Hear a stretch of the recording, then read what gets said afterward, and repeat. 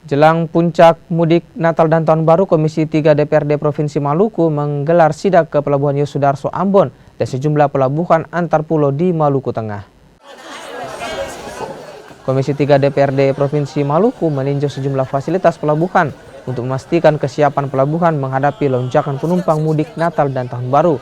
Di Pelabuhan Yosudarso, anggota Dewan menyoroti sejumlah fasilitas dasar seperti toilet, tempat mandi, tenda penumpang hingga pos pengaduan yang belum sepenuhnya siap digunakan.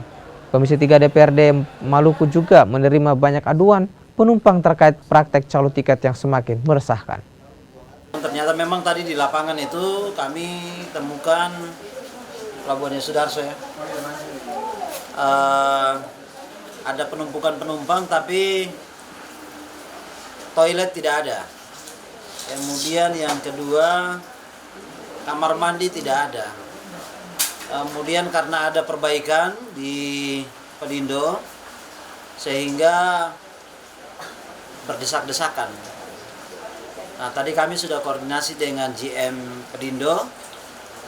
Besok Komisi 3 mengundang resmi untuk memastikan bahwa kekurangan-kekurangan ini bisa disiapkan dalam waktu dekat.